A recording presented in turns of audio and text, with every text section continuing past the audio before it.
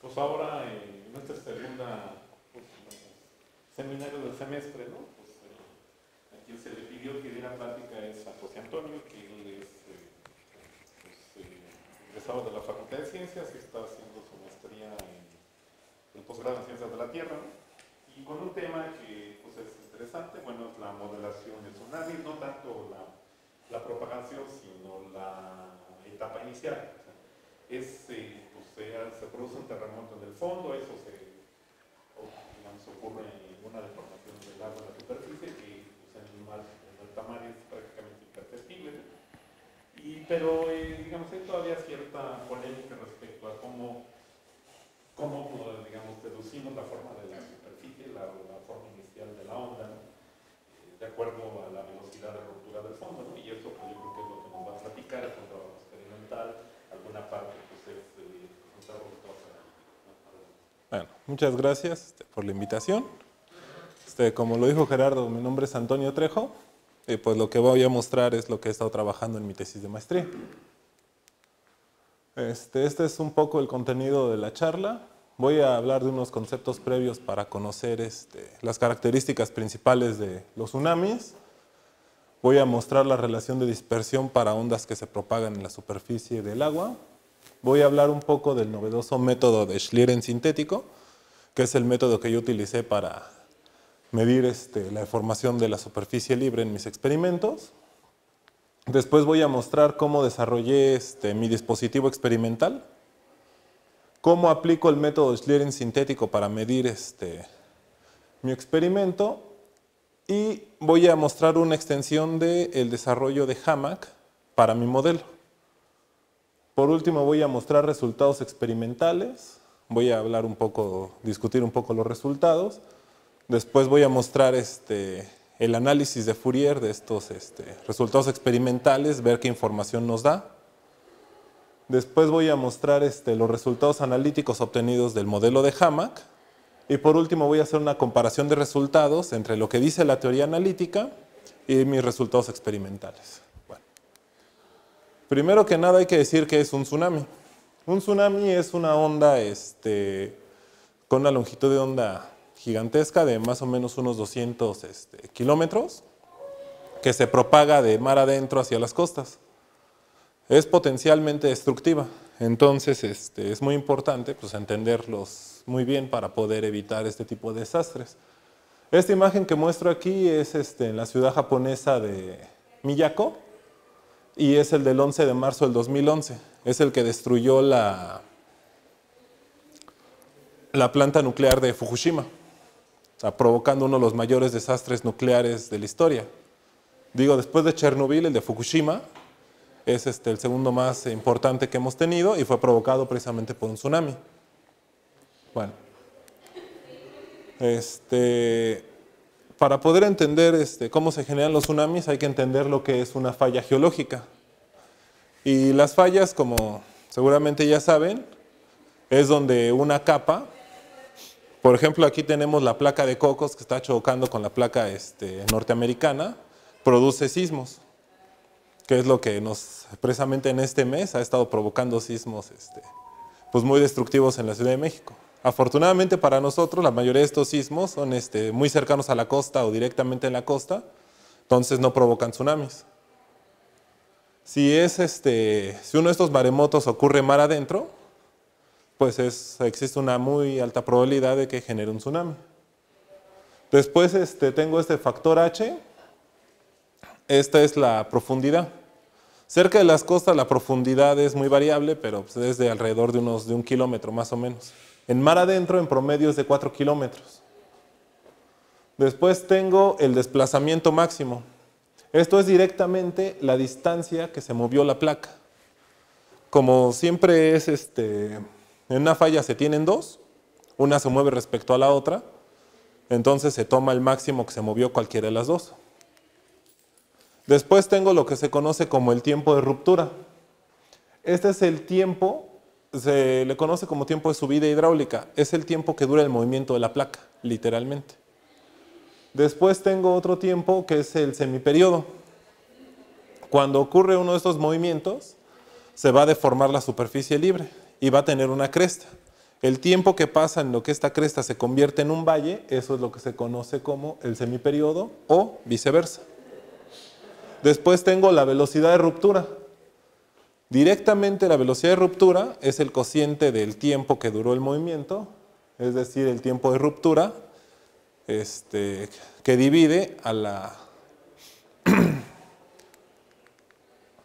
al desplazamiento máximo.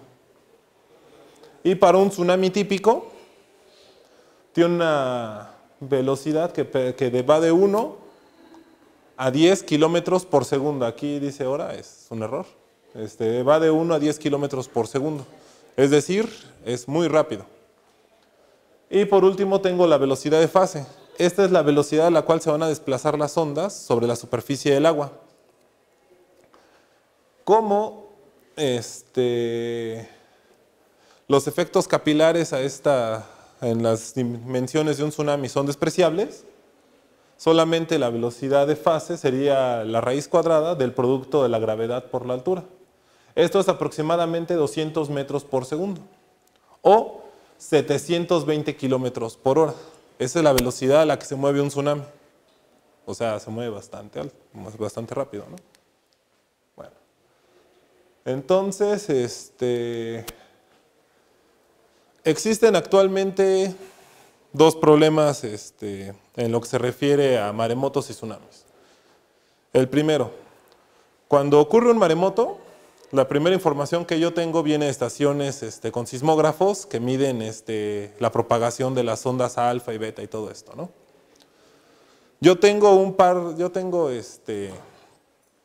Para poder prevenir adecuadamente los posibles daños provocados por un tsunami, yo tengo que predecir de forma rápida cómo fue la deformación de la superficie libre, es decir, cómo se va a mover, cómo fue la deformación del agua y cómo fue la deformación del fondo. Entonces, actualmente existe el modelo de Okada. Él resuelve más o menos este problema.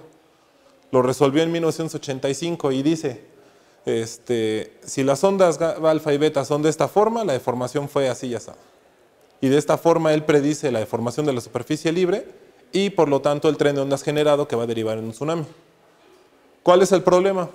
Que el modelo de Okada falla si la velocidad de ruptura es menor a 1 kilómetro por segundo. Entonces, ahí entramos en lo que se conoce como el territorio de los tsunamis lentos. 1 kilómetro por segundo es una velocidad todavía muy grande, pero comparada con la de los otros, pues es pequeña. Entonces, el físico japonés Hiro Kanamori, en 1972 definió estos tsunamis, que son los que tienen una velocidad de ruptura menor a 1 kilómetro por segundo. Entonces, si yo calculo el número de Froude, que para tsunamis va a ser solamente el cociente de la velocidad de fase de la velocidad de ruptura dividida entre la velocidad de fase, esto me va a dar aproximadamente 5. Significa que tsunamis que tengan un número de Froude menor a 5 van a ser considerados lentos o atípicos. Bueno. Y aquí yo muestro una lista de tsunamis que ha habido a lo largo de la historia que cumplen con esta hipótesis, es decir, fueron productos de deformaciones lentas. Aquí, por ejemplo, ya no está el del 2011, porque ese fue uno típico. Entonces, en particular, resalta el tsunami de Sumatra Andamán del 2004. Este tsunami cobró la vida de aproximadamente 280,000 personas. Es uno de los más destructivos que se han registrado en la historia de la humanidad. Y pues, como ya les había comentado, tiene la peculiaridad de que cuando los modelos trataron de predecir la deformación de la superficie, fallaron. Precisamente por esto, porque fue un tsunami lento. Entonces aquí se ve la importancia de estudiar las deformaciones lentas, precisamente porque puede costar vidas. Y por ejemplo aquí resalta el de Nueva Zelanda de 1947. Tiene 0 víctimas mortales. Entonces cualquiera podría decir, bueno, es que el tsunami no importó. Bueno, es que digamos que fue en una época adecuada. Este tsunami fue en marzo. En Nueva Zelanda, en las playas, en marzo, el agua es muy fría. No hay absolutamente nadie nadando en esas aguas. Pero si hubiera sido en verano, se estima de que la cantidad de víctimas hubiera sido superior a la de Sumatra Andamán, porque también fue un tsunami muy peligroso. Bueno, entonces, aquí radica la importancia de estudiar este tipo de deformaciones. Entonces voy a hablar un poco de los antecedentes. En 1970, Hammack realizó experimentos donde él tenía un recipiente rectangular con agua, se le conoce como cuba, y en esta cuba él tenía un bloque que se movía. Producto del movimiento de este bloque, él producía ondas de superficie y él las analizó. Y también desarrolló un modelo analítico que predecía más o menos bien la deformación de la superficie libre. Nada más que él contaba con dos desventajas. La primera, su trabajo lo hizo en 1970. No había cámaras digitales. Entonces él tuvo que desarrollar, todo lo que él realizó, pues lo tuvo que realizar pues, de manera más artesanal. Y la segunda, para su modelo numérico, las funciones que se obtienen son no integrables.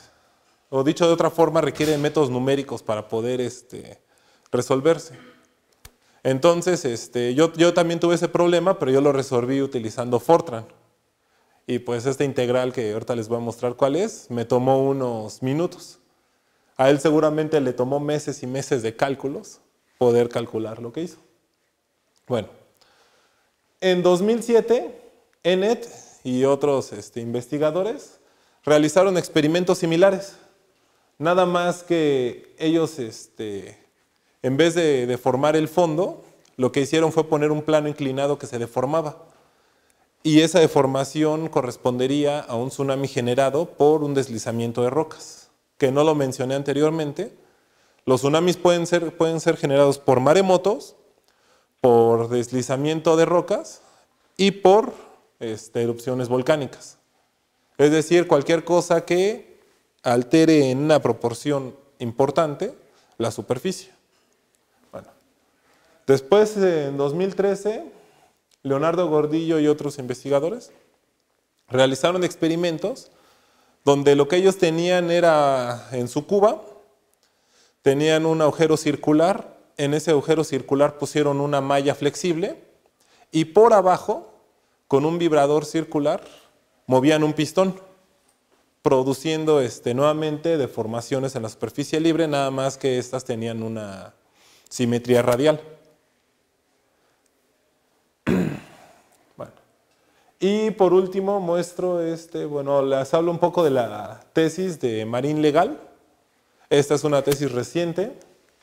Ella lo que hizo fue estudiar los modelos analíticos y los comparó con resultados numéricos. Y en particular centró su tesis de doctorado en la importancia de las escalas de tiempo. Bueno, ¿cuáles son las escalas de tiempo? Pues es, por ejemplo, este factor de aquí. Es el tiempo de subida hidráulico entre el semiperiodo, o el tiempo de ruptura, como también se le conoce. También voy a utilizar el número de Froude, que como ya lo había mostrado anteriormente, para tsunami solo es la velocidad de rompimiento entre la velocidad de fase, pero en mi caso, por eso lo estoy poniendo así, va a ser la deformación máxima dividida entre el tiempo de altura, eso multiplicado por el inverso de la raíz de g por h. Es decir, mi velocidad de ruptura multiplicado por el inverso de mi velocidad de fase. Y también voy a hablarles un poco de esta escala espacial. Esto nada más va a ser la altura máxima dividida entre la altura de la capa de fluido en donde yo voy a realizar mis experimentos. Bueno. Llegamos a la relación de dispersión. ¿Qué es la relación de dispersión? Si yo tengo una onda, por ejemplo, un seno, yo sé que existe una relación lineal entre la velocidad, la longitud de onda y la frecuencia, ¿no? La velocidad de propagación de la onda nada más es la longitud de onda por la frecuencia.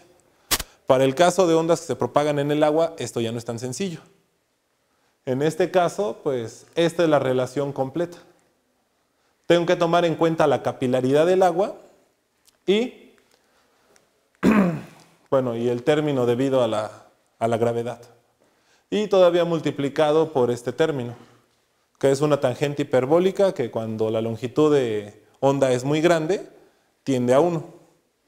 ¿No? Bueno, si yo grafico mi relación de dispersión, voy a obtener esta gráfica azul. Si yo quito de esta de acá el término que involucra la viscosidad, yo obtendría esta gráfica negra. Y si hago lo contrario y dejo nada más el que tiene que ver con la gravedad, obtendría la roja. Entonces, ¿qué es lo que está pasando? Si mi gravedad es, todo lo voy a hacer en centímetros, por simplicidad.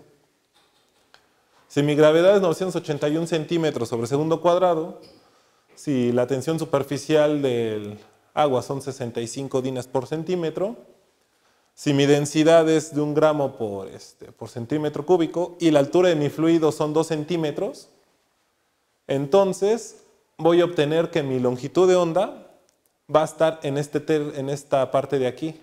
Es decir, va a tener un tamaño de aproximadamente 10 centímetros. ¿Qué significa esto? Que los efectos capilares son irrelevantes para mis experimentos, como ya lo estoy mostrando aquí. Bueno.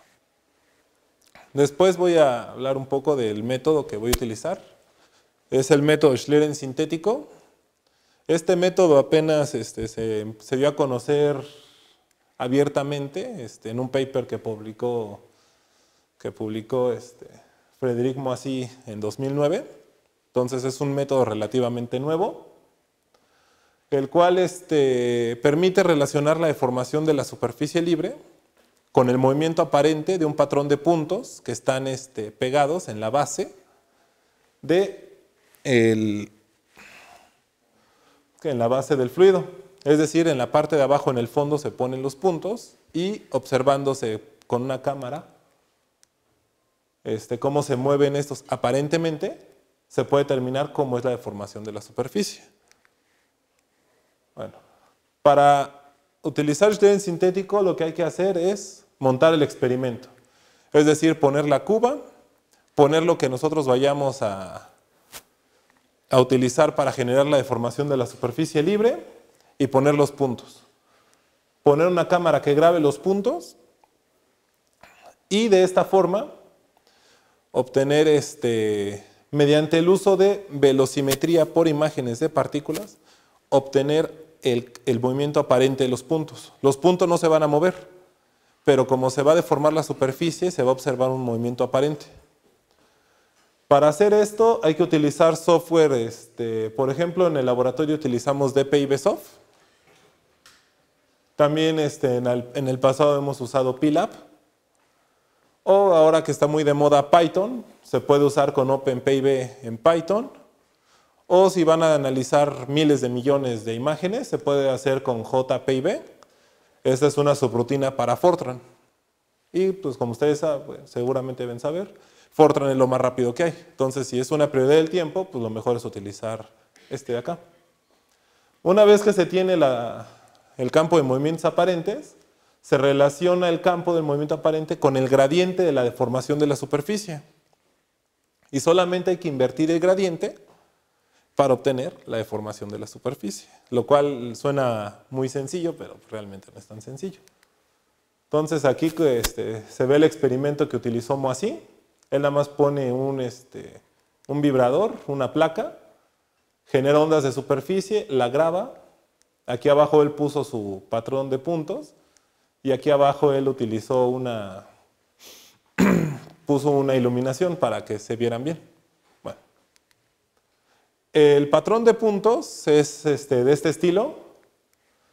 Tiene que ser aleatorio porque si fuese periódico y se observa un movimiento periódico, se podría perder esa información. Bueno. Esta es Estas dos imágenes representan lo que para él sería la deformación de la superficie, más bien la imagen refractada a través de una superficie plana. ¿Yo qué tengo? Me voy a fijar en un punto que sería este, punto M. Y si yo pongo la cámara aquí, que aquí es donde él está poniendo su cámara, voy a obtener un movimiento, una posición aparente. Es lo que se conoce como M'. ¿Qué es lo que pasa cuando se deforma la superficie? Va a cambiar este M', va a haber un movimiento aparente. Entonces, va a tener esta posición MB'.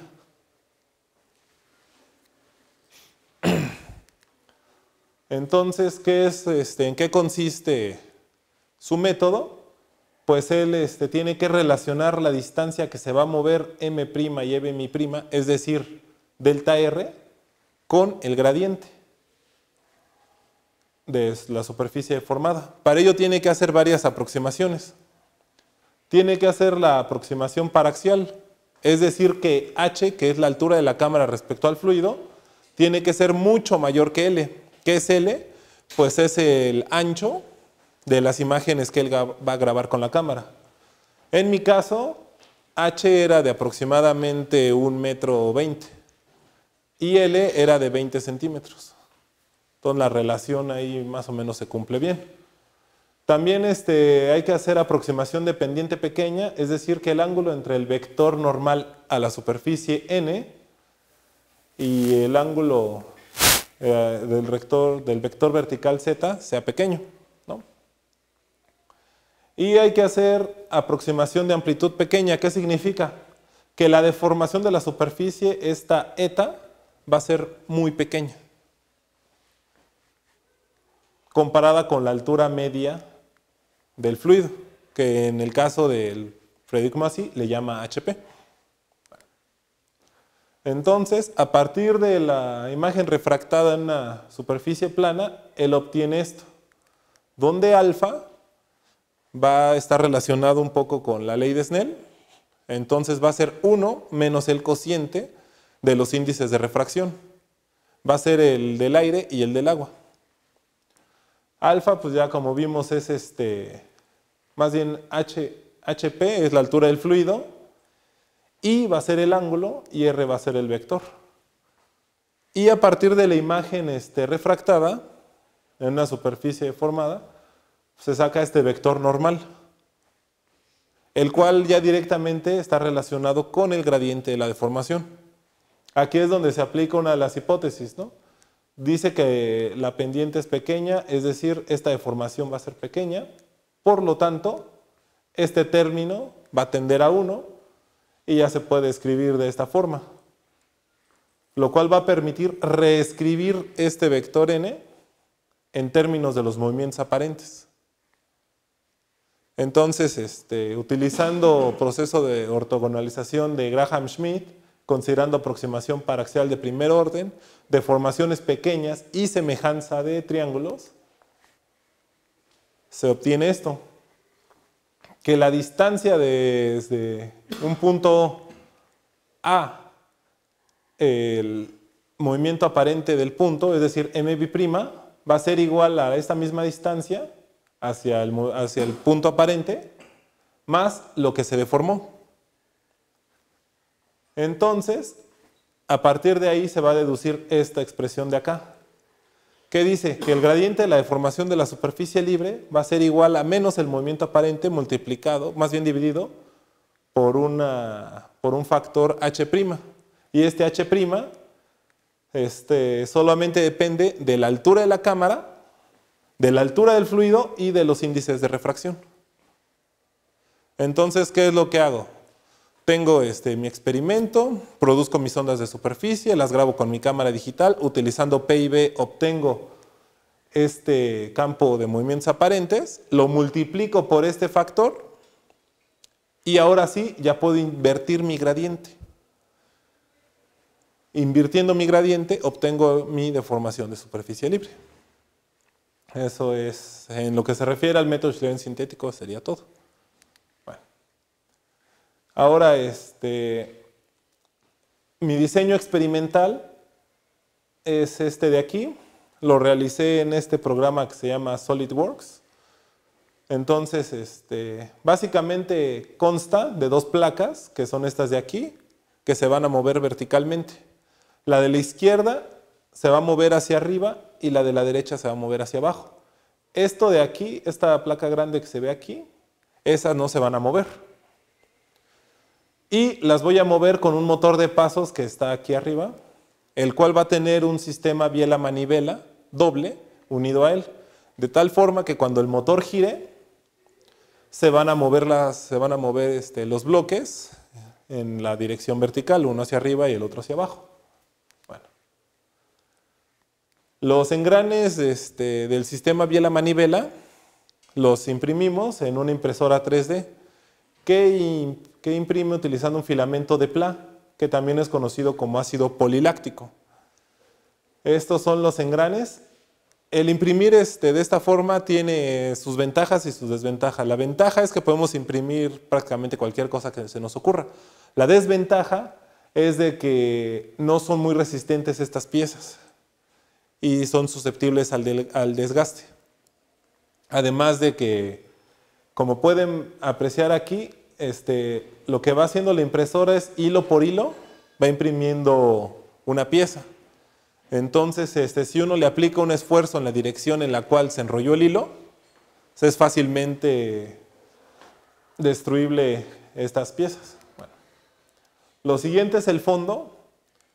Aquí pongo los bloques. Estos dos de aquí son los que se van a mover. Y este de aquí grande, que los contiene a su vez, es lo que yo voy a llamar el fondo de mi experimento.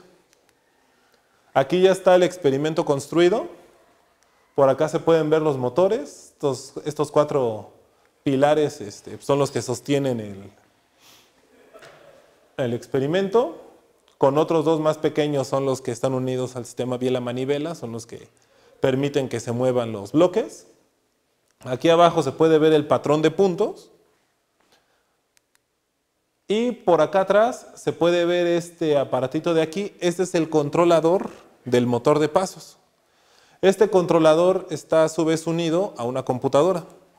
En esta computadora yo lo que hice es, utilizando el programa LabVIEW, generar un tren de ondas que me permita mover los bloques como yo quiera, con la velocidad que se desee.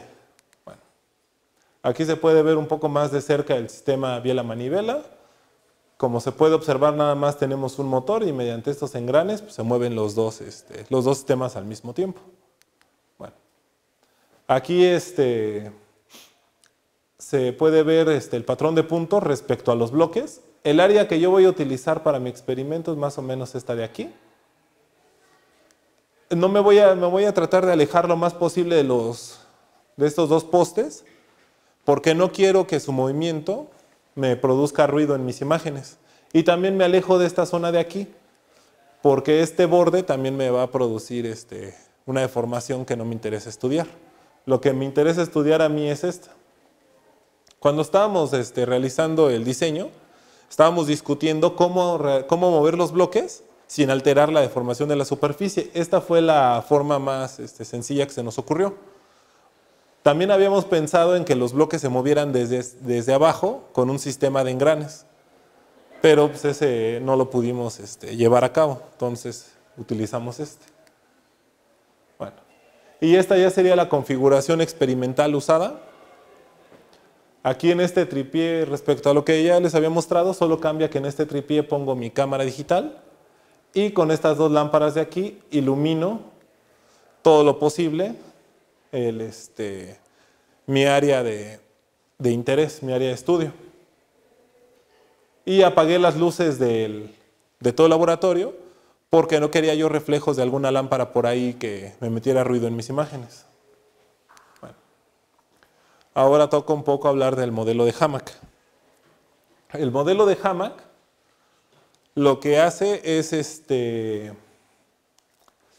llamar eta a la deformación de la superficie libre, como ya habíamos visto. Y a la deformación del fondo le llama zeta.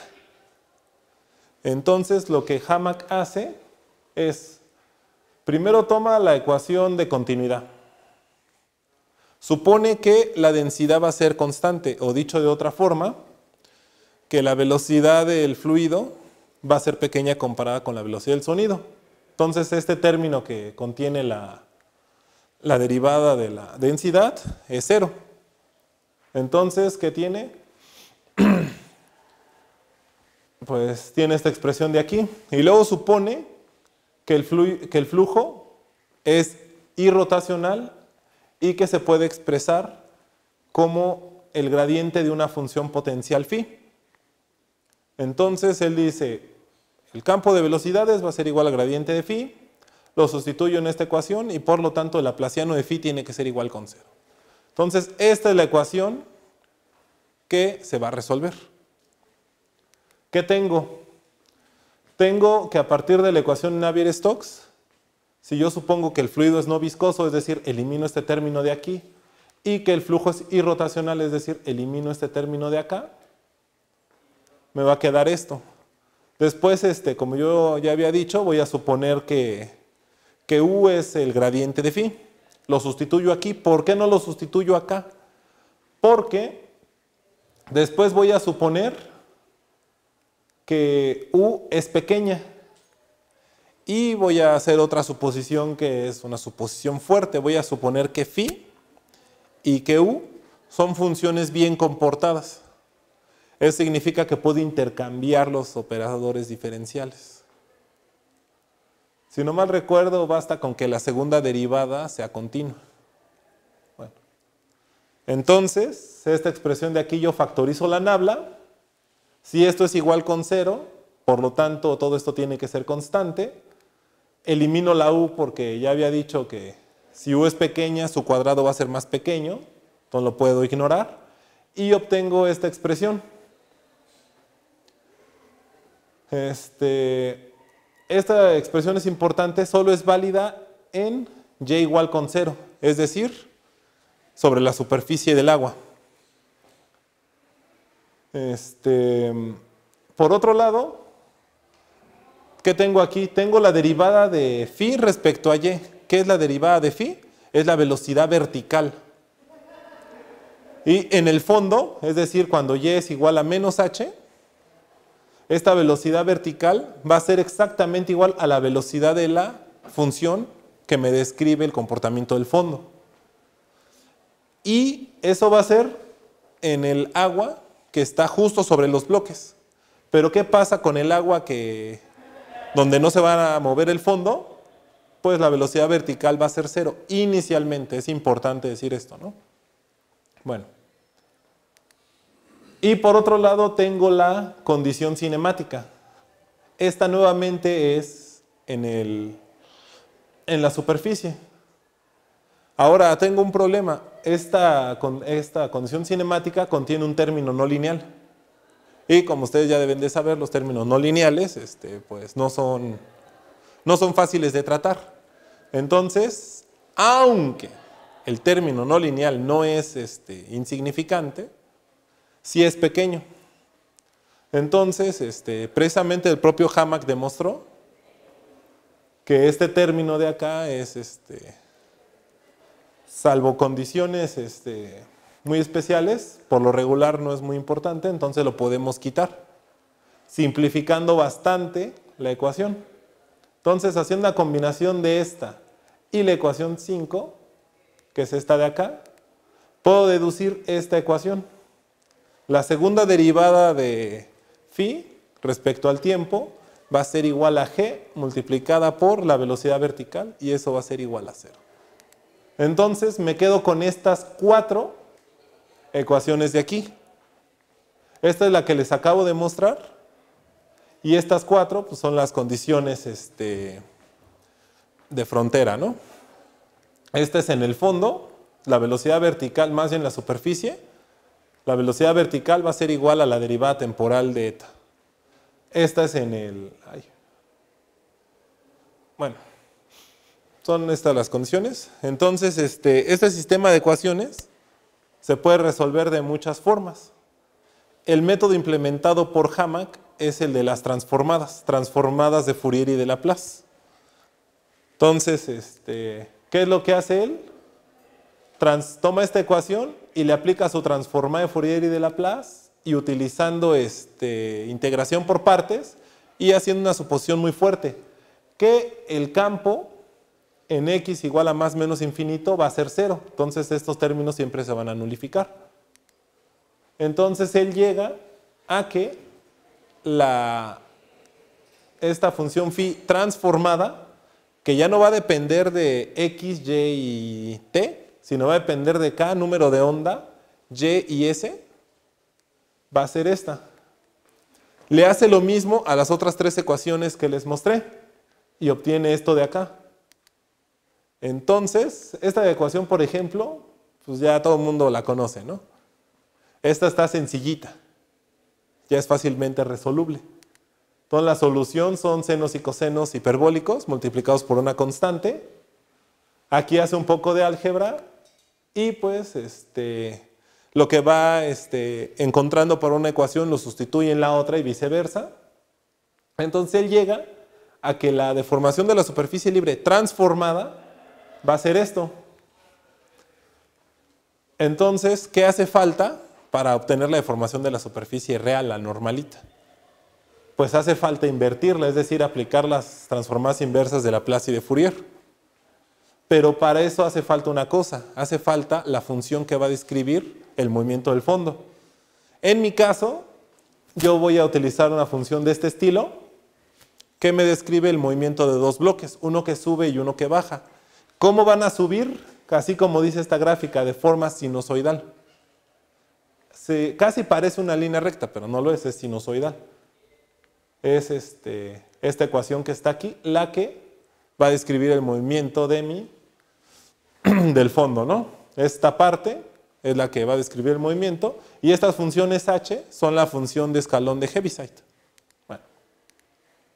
Entonces, ¿qué es lo que hago? Pues tomo esta de aquí y pues le calculo su transformada y ya que calculo su transformada, pues invierto ahora sí la deformación de la superficie libre obteniendo esto, donde obtengo todas estas funciones seno y coseno. Ahora esto ya no se puede integrar analíticamente. En la época de Hamac no había Maple, no había matemática, no había MATLAB. Yo dije, pero pues ahorita sí hay, lo voy a meter aquí y pues ya me lo resuelven y ya acabé, ¿no? Pero resulta que no se pueden reintegrar así. Entonces tuve que recurrir a una regla de 3/8 de Simpson para poder integrarla.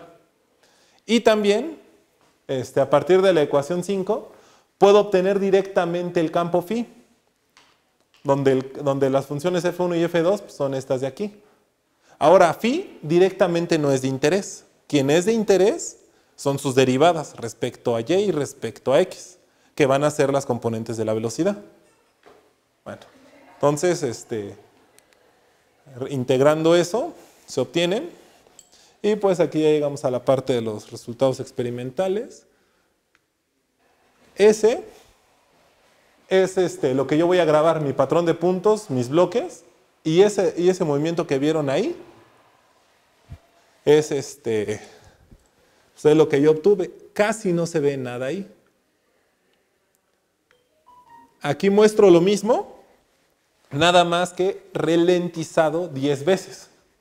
Aquí se ve un movimiento aparente, pero este movimiento aparente es producto del ruido, del llamado ruido.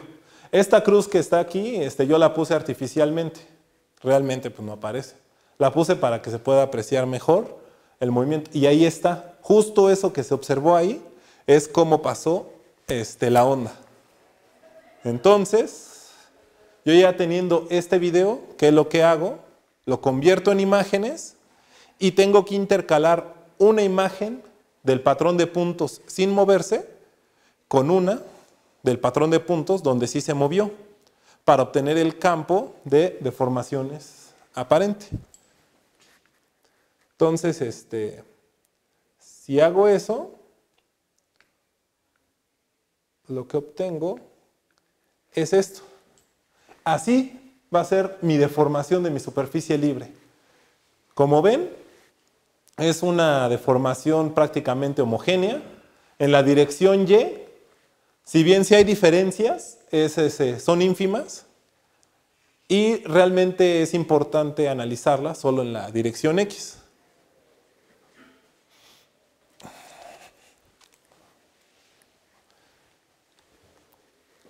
Entonces me voy a quedar con esta imagen. Esta imagen de aquí lo que me dice es cómo es la deformación de la superficie libre inicial. Esta es la importante, porque una vez teniendo esto, ya existen muchos programas que me pueden decir cómo va a evolucionar la onda. El problema es obtener esto, la deformación inicial. Este es el problema que no se puede resolver y que nosotros estamos atacando. Entonces, si yo me fijo en el eje X, dejando la Y constante en planos paralelos, voy a obtener que prácticamente no hay diferencias, pero sí las hay.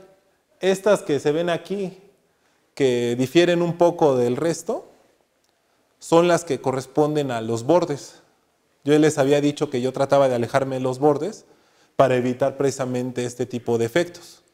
Entonces yo me voy a centrar de toda mi superficie, o sea, de toda esta de aquí, en esta y igual con 0, es la que voy a tomar, que es donde son más similares, ¿cómo se llama? Donde la deformación es homogénea, ¿no? Es decir, prácticamente no hay diferencia respecto a sus vecinos y estos a su vez. Bueno. Entonces, si les vuelvo a mostrar la misma imagen, fíjense, aquí tengo el tiempo. Realmente lo que les estoy enseñando, este video solamente dura 1 segundo. Lo grabé utilizando una cámara que toma 300 cuadros por segundo. Entonces ahí se observa la deformación inicial y su evolución. Y después de 1 segundo prácticamente queda en reposo, exactamente igual que al inicio.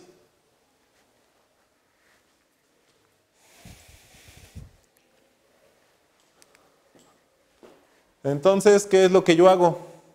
Tengo mi deformación inicial y comienza a evolucionar, es decir, se mueve.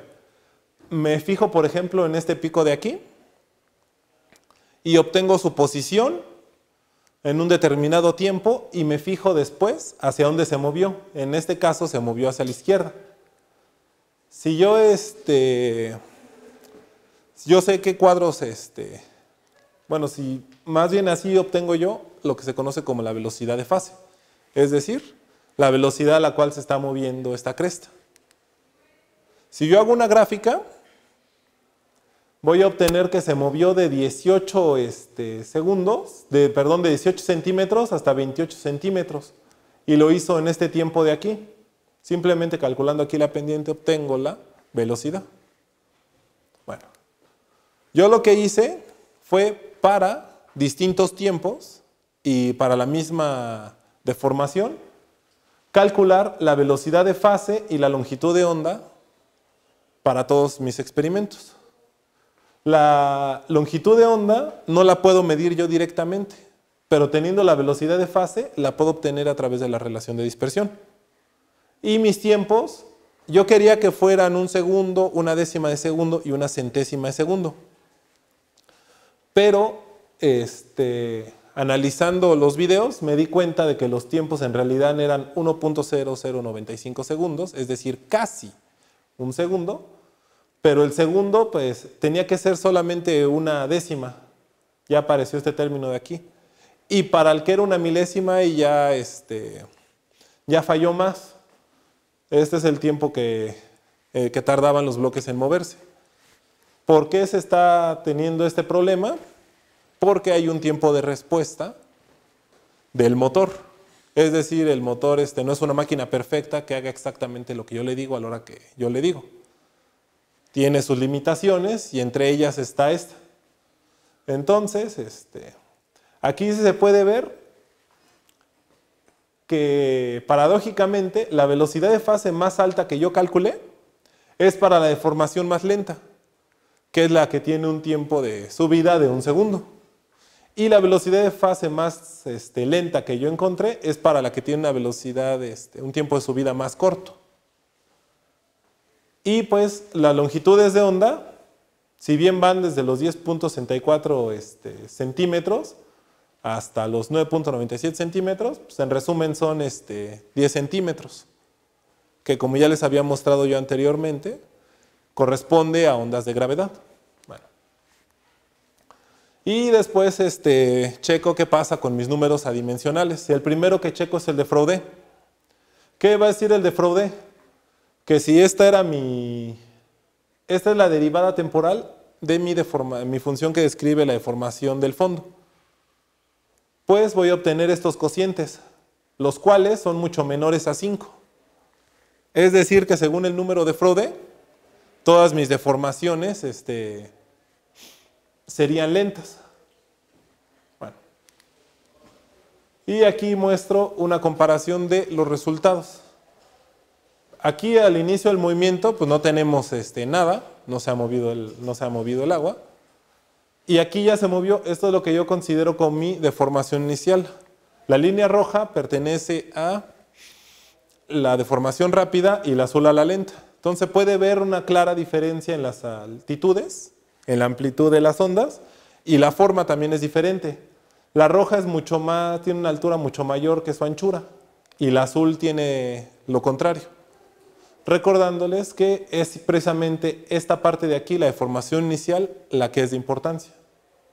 Bueno. Conforme evolucionan, por ejemplo, aquí más o menos tienen una forma similar, pero por aquí ya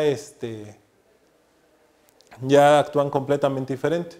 Esto se ve un poco más claro si me fijo en un solo punto y observo cómo fue la deformación. El punto que yo escogí es donde se tiene la deformación máxima.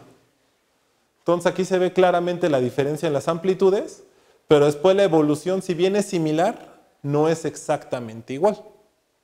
Esta claramente es más lenta. Bueno. Y después, haciendo análisis de Fourier, ¿qué es lo que obtengo yo? Que para una deformación, en este caso es para una deformación rápida, solamente estoy excitando 3 números de onda. Todos los demás son prácticamente nulos, son 0. Bueno. Si lo hago para un instante posterior, las constantes que multiplican estos números de onda cambiaron y ya se están excitando otros números de onda. Al principio solamente tenía los primeros 3 y ahorita también tengo estos de aquí que ya están tomando en cuenta. Aquí, por ejemplo, se observan todavía otros.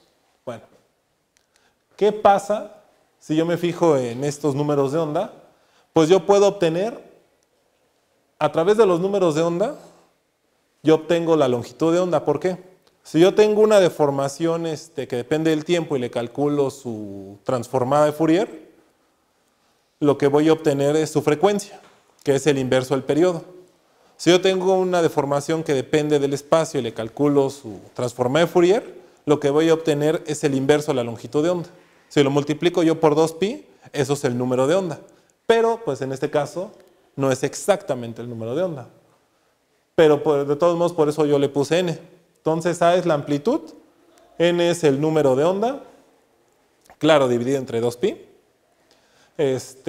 Lambda pues, es la longitud de la onda, nu es la frecuencia y c pues nada más es el producto, son las velocidades. Si yo la promedio respecto a las amplitudes, obtengo una velocidad que es de 38.83 centímetros por segundo, muy similar a la que yo ya había obtenido cuando analicé los videos. El problema está aquí en la longitud de onda. Yo había obtenido longitudes de onda de 10 centímetros y aquí estoy obteniendo una de 15 centímetros. Entonces, ¿qué es lo que está pasando?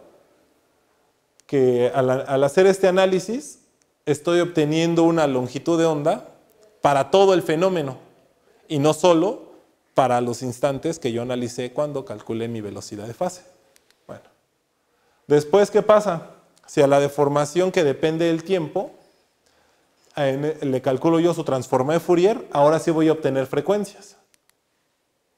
Y estas frecuencias ocurre nuevamente lo mismo. Fíjense cómo se obtienen prácticamente las mismas longitudes de onda y velocidades. En el caso anterior eran 38, ahorita son 36. En el caso anterior eran 15 centímetros y ahorita son 14. Pero ¿qué es lo que pasa? Aquí yo estoy analizando todo el fenómeno, estoy analizando el segundo completo. Cuando estaba analizando números de onda, solamente estaba analizando un instante. Bueno. Y ya por último, hago una comparación entre deformaciones rápidas y lentas. ¿Y qué es lo que estoy obteniendo? Los puntos azules corresponden a las deformaciones lentas.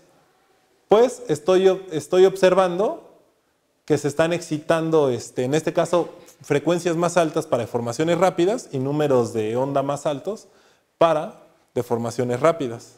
Aquí, por ejemplo, este puntito de aquí, pues acá es 0. Y acá se ve más claramente. Entonces, se podría decir que el sistema actúa como un filtro pasabajos. Es decir, deja pasar frecuencias bajas, pero ya no deja pasar las altas. ¿Por qué?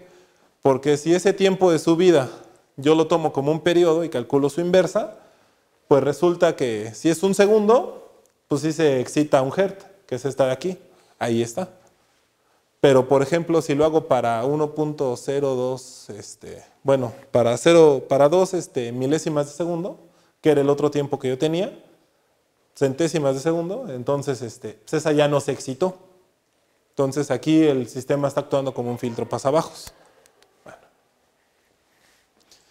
Y producto del modelo de Hamac, fíjense lo que estoy obteniendo esta deformación que es muy similar al video que ya les había mostrado anteriormente.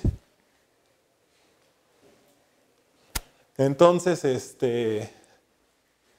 pues todo parece indicar que la teoría concuerda con los experimentos. Entonces yo tengo esta deformación inicial que se parece mucho a la que yo les había mostrado. Pero ¿qué pasa si me fijo en un punto? Pues obtengo estas formas que se parecen a la que yo les había mostrado, pero aquí hay algo que salta a la vista. Aquí no se alcanza a ver muy bien, pero esta amplitud es muy pequeña para una deformación lenta. Ojo que yo alimenté el programa o el modelo analítico con los mismos tiempos que se ocuparon en los experimentos. Entonces, ¿qué es lo que estoy obteniendo? Que la deformación lenta predice muy mal la amplitud de la onda. Yo creí que era un problema del método que estaba utilizando, entonces cambié la regla de Simpson de 3/8 por una más elevada, obtuve los mismos resultados, refiné la malla, obtuve los mismos resultados. Después utilicé integrazón de punto gaussiano porque dije esa sí no falla y obtuve los mismos resultados. Entonces, ¿cuál es la conclusión aquí? El problema no está en el método que estoy utilizando para integrar, está en el modelo que estoy utilizando. Cuando yo estoy suponiendo que no hay viscosidad y todas estas cosas, ahí yo estoy perdiendo algo que hace que mi modelo no sea bueno prediciendo la forma de la deformación pequeña. ¿Y por qué digo que de la pequeña no la predice bien? Porque sí predice bien la de la rápida. Bueno, aquí les muestro el campo de velocidades.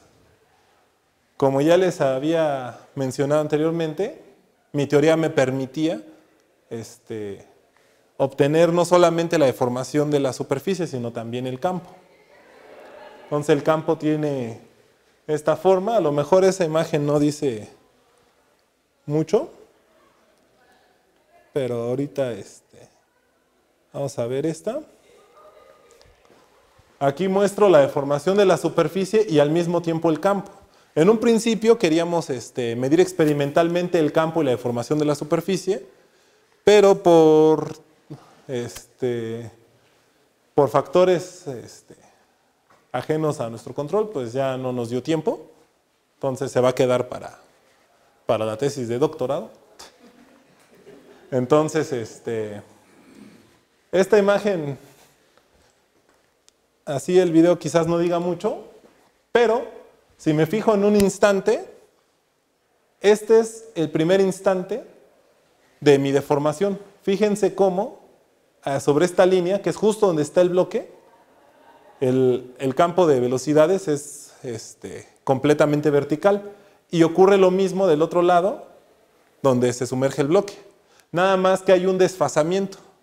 Aquí cuando la deformación de la superficie libre alcanzó su máximo, el campo ya viene para abajo. Es decir, se mueve primero el campo y después la superficie. Hay un desfasamiento ahí. Como les había dicho, hubiera sido muy interesante ver si este mismo comportamiento ocurre en los experimentos, pero pues no nos dio tiempo de analizarlo. Entonces, aquí están estas gráficas. Y ya nada más por último, hago una comparación entre mis resultados experimentales y los resultados analíticos. Entonces, para una deformación lenta no tiene sentido comparar, porque básicamente pues, es el día y la noche. Pero para una deformación rápida sí. Ahora tengo un problema yo. Producto de mi modelo, yo tengo que mi deformación es prácticamente instantánea. Es decir, que tal cual se mueve el fondo, se va a mover la superficie. Eso no es cierto. Tarda un tiempo en lo que el fluido desplazado por el movimiento del fondo llega a la superficie, que es lo que estoy observando aquí, este tiempo de acá, que no se aprecia en el modelo analítico. Si yo corrijo, entre comillas, este desfasamiento, lo que obtengo es esto. Entonces, fíjense cómo para esta parte de aquí es más o menos, predice de forma adecuada la deformación de la superficie. Pero nuevamente aquí está sobreestimando la amplitud y aquí la está subestimando. Y obviamente para acá pues ya ni hablamos, ¿verdad? Porque pues aquí claramente está fallando. Pero fíjense, si me fijo yo en la deformación en tiempos muy específicos, están logrando resultados aceptables. Aquí lo que les había dicho, ¿no? De que está prediciendo mal la amplitud, pero hasta por aquí, hasta los 0.28 segundos, más o menos predice de forma adecuada cómo va a ser la deformación de la superficie. Para acá pues ya empieza a haber fallas, ¿no? Ya empieza a haber errores. Bueno. Y por último, pues a través de mis números adimensionales, pues yo quiero ver qué información me puede brindar mi experimento respecto al tsunami de Sumatra Andaman, que como ya les había dicho fue uno terrible. Entonces, esto pues también lo hacen en el paper de Yamin. Entonces ahí pueden ver un análisis similar, nada más que con otro sistema. Entonces, en lo que respecta a la viscosidad y efectos capilares, pues estos son despreciables, porque pues, si en mi experimento eran despreciables, en un tsunami, que es millones de veces más grande, pues esos efectos van a ser menos importantes. Después yo tengo que, una forma de cuantificar la contribución debido a los efectos no lineales, es en este factor de acá, que es el que yo les había mostrado en mis números adimensionales. Entonces yo tengo que, en el tsunami de Sumatra Andaman, la deformación fue de 12 a 15 metros, con una profundidad de 1500 metros. Es decir, que la deformación es entre 8 milésimas y 1 décima, y esta es mayor que mi deformación. En este caso mi deformación fue de 0.23 centímetros y la altura de mi fluido fue de 2 centímetros.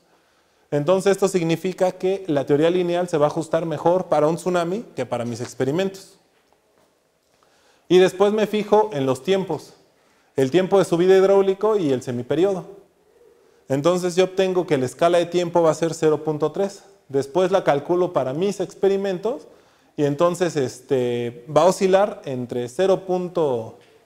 entre estos dos valores. Entonces solamente de aquí, bueno, por lo tanto,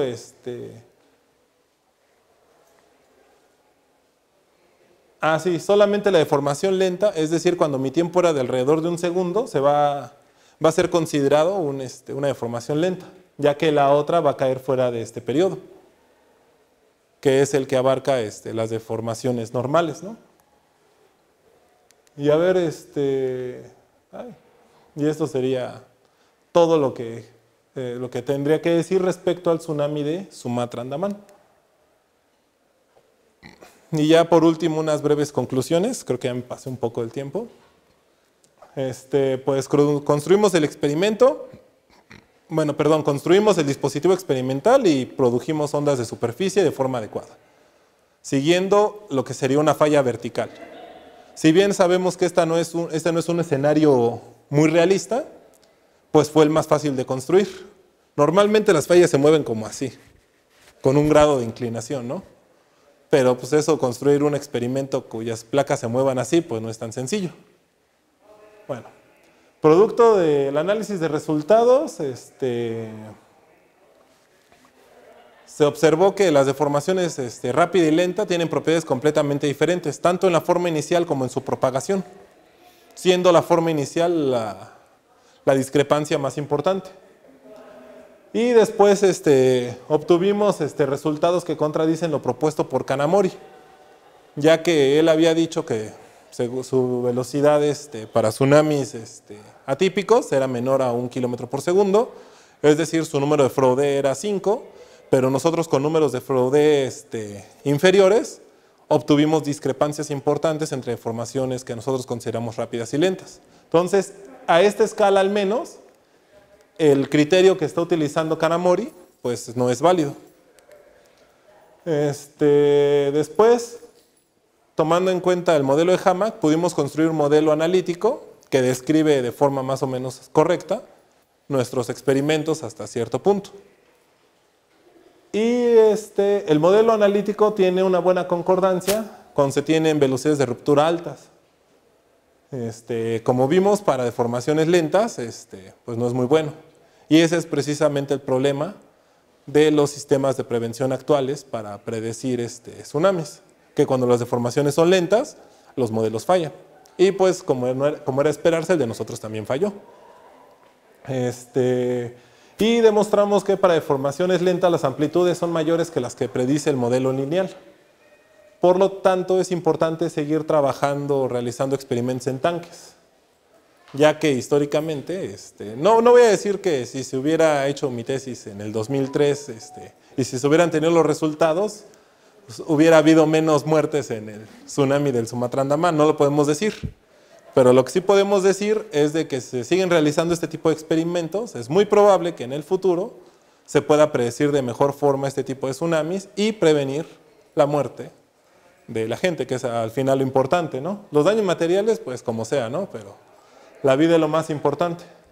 Entonces ya nada más en el futuro, es decir, en el doctorado, se espera realizar una simulación numérica en Jerris. ¿Qué es Jerris? Es un programa que permite resolver las ecuaciones de la superficie libre, resuelve las de Stokes, las de Euler y las de Navier-Stokes para un fluido incompresible. ¿Por qué queremos usar Jerris? Porque en Jerris íbamos a poder poner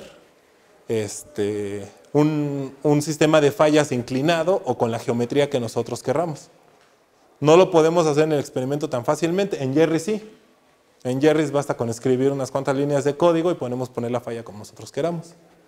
También queremos realizar este mismo experimento utilizando amplitudes diferentes, tamaño de los bloques diferentes y velocidades de los bloques diferentes. Y por último, últimamente están obteniendo muy buenos resultados programas como el Telemac 2 o Telemac 3D, que son el mismo, nada más que en 2 y 3 dimensiones, que utilizan volumen y elemento finito. Y esto resuelven las ecuaciones Saint-Venant, que son las ecuaciones que se utilizan para aguas someras, ya que como la longitud de onda de un tsunami es muy grande comparada con la profundidad del fondo, se puede utilizar perfectamente un esquema de aguas someras para describir su evolución. Bueno. Y aquí está la bibliografía. Como ven, bueno, ya no hay mucho que decir respecto a esto. Eso sería todo por el momento. ¿Preguntas? Sí, está bien tu trabajo, nada más que es como comentario, que le agregaron un poco, no sé si viste, es corte Woodley-Gris. Corte Woodley-Gris, las ecuaciones de corte Woodley-Gris. Esta idea de lo que estás viendo es teoría lineal, teoría de onda solitaria, que es la relación del solitón, exactamente lo que ustedes digo. ¿La pregunta es en el profesor? No, aquí en la facultad. Recomendación, nada más que vi, es el modelo de G-Cloud. Trabajaré un poco esto. G-Cloud abarca tsunamis para aguas someras, que dijiste, el SWAM, el WAM, el Wave Patch 3 y el dinámico 2.2 también te ayudaría. Preguntaré un poco para verlo de otra forma, pero aquí está. Ya. Ha sido muy buen trabajo. Ah, gracias. ¿Alguna otra pregunta? Una pregunta más. ¿Usted, doctor? La diapositiva 18. ¡Ay! La 18.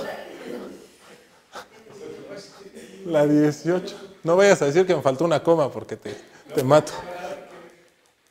Es que, bueno, vi un salto ahí medio raro. ¿Salto cuántico? De una ecuación a otra, ya no sé qué pasó ahí. Pero creo que era 18. Espera que ya se trabó. Ah, ya me pasé. ¿Cuál? Ah, aquí. Bueno, pues tú ya conoces el método Schleiden sintético. Cualquier duda te puedes dirigir directamente al paper. Sí, ya sé que hay un salto cuántico. Pues es que traté de resumir en una diapositiva todo el paper. Pues no se puede. Ajá, exacto. Exacto. Hago una exposición de Schleiden sintético y la otra semana hago la de mis experimentos. Oye, ¿sí cuánto será la longitud de onda de un tsunami así? 200 metros. 200 kilómetros. 200 kilómetros. Y dices que 10 a 15 metros es la profundidad de la superficie que modifican. No, donde se empieza a propagar es de 4 kilómetros. ¿De profundidad? No, la profundidad del No. La profundidad del fondo. de forma fiscal es nada, centímetros. Sí, donde ocurre el maremoto, la deformación inicial tiene una altura milimétrica. Lo que pasa es que conforme se acerca a la costa y disminuye la altura, empieza a incrementarse la amplitud de las ondas. Por eso, pero yo lo que no sé es cuánto es la capa superficial con la cual milimétrica quiere decir que, o sea, la capa que está alterando cuando el fondo es de 400 kilómetros, No, de 4 kilómetros. de 4 kilómetros, entonces cuánto es la superficie de líquido que está afectando Pues en realidad afecta a todo, a toda la capa. a los 400. Sí, se propaga en todo. Sí. Lo que pasa es de que nada más se aprecia el efecto en la superficie cuando se acerca a la costa, pero realmente se mueve todo el fluido. Ajá. Hablas de predecir. Ujú. ¿A qué te refieres específicamente cuando dices eso? Predecir. Pues es que, bueno, eso lo dije un poco al inicio de la charla. Cuando uno tiene un maremoto en aguas profundas, la información que uno obtiene viene de estaciones sísmicas, es decir, de sismógrafos. Nos dicen cómo son las ondas P, alfa y todo esto. Entonces, ¿qué es lo que pasa? Lo que uno tiene es un tiempo muy breve para tratar de predecir cómo va a ser la deformación de la superficie libre, es decir, si se va a formar un tsunami o no. Y si se va a formar, cómo va a ser ese tsunami y dónde va a impactar. Entonces es una carrera contra el tiempo. Para esto, para deformaciones que van de 1 a 10 kilómetros por hora, existen modelos que predicen de forma adecuada cómo va a ocurrir esto. ¿Cuál es el problema? Que para velocidades lentas menores a 1 kilómetro por segundo, los modelos tienden a fallar, tienden a predecir mal esto. Entonces es por eso que haciendo este tipo de experimentos y comprendiendo mejor la generación de la deformación de la superficie libre para deformaciones lentas, se puede construir posteriormente un modelo que prediga de forma adecuada cómo van a ser estas deformaciones. Es eso. Es por eso que es importante estudiar este tipo de deformaciones. Porque un investigador del CCA precisamente nos decía que pues ya no tenía sentido hacer estos estudios porque ya existían modelos que predecían todo esto. Pero pues él precisamente lo que está olvidando es de esto, ¿no? De que los modelos pues no dejan de ser modelos. ¿Qué es lo que dice el modelo de Okada? Que como va a ser la deformación del fondo, se va a deformar exactamente igual a la superficie. Va a ser una deformación instantánea y con la misma forma. Obviamente eso no es real. Porque conforme se va moviendo el fondo, se empieza a regar hacia los lados. hay una corriente ahí. Entonces, conforme la deformación es más lenta, este movimiento, estas corrientes hacia los lados van a ser mayores. Por eso es que los modelos fallan. Obviamente se han hecho correcciones y correcciones y correcciones, pero de todos modos el problema no está resuelto. ¿Alguna otra duda? Doctor, dispare.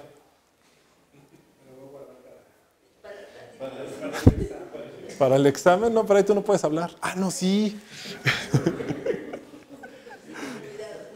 Está bien. Bueno. Bueno, nada más, perdón, José. Tú haces tu modelo, a lo mejor cuando llegué, Ajá. estaba en el foro. Sí, sí, sí. Haces el modelo para cuando se deforma la superficie. Se deforma el fondo y luego cómo se deforma la superficie. Pero ¿qué pasa en la costa? O sea, ahí es donde como que ¿Qué pasa en la costa? lo interesante. Ah, bueno. Es que precisamente mi tesis trata sobre la deformación inicial.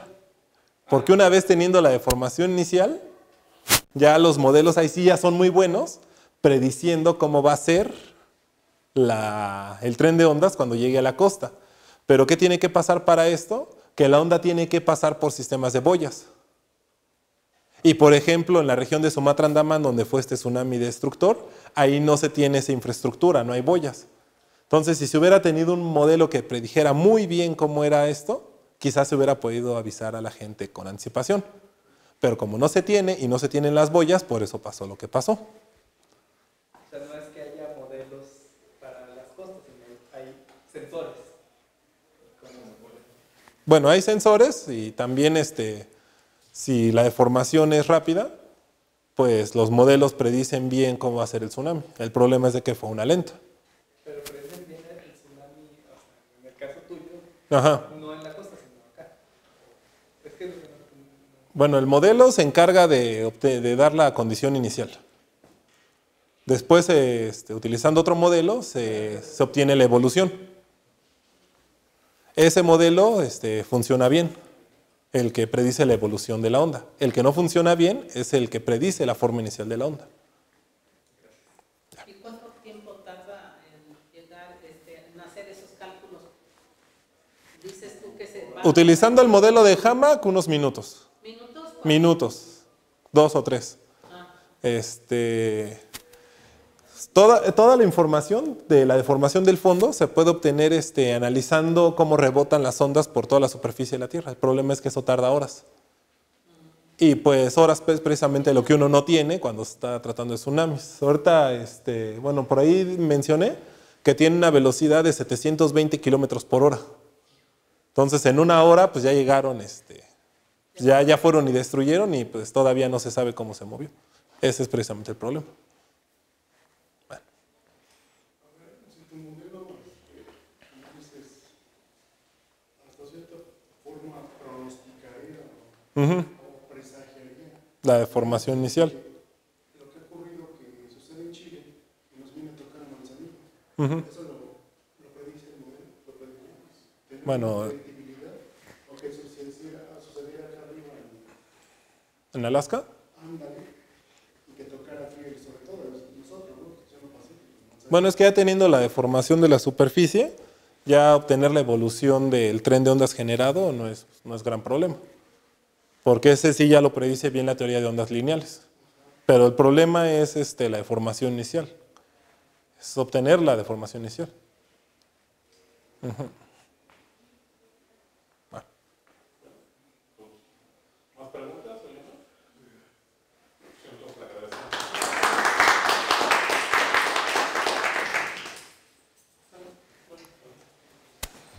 Gracias.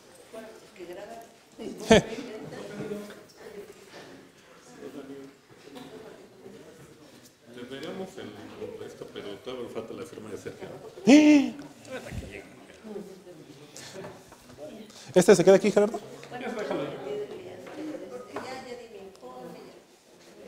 ¿Por qué no vino? Porque estaba en un examen. Ah, sí, perdón. A ver, ¿toma Gerardo? Se te va a quedar. No, pero yo lo veo ahí. Falta la Luego, firma ahorita de que Sergio Sí. se lo pida.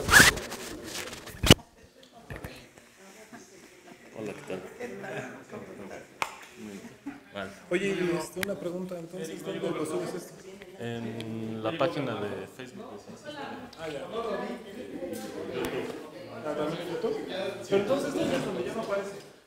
En la de Facebook hay problemas porque en la sección de notificaciones ya no están apareciendo las publicaciones.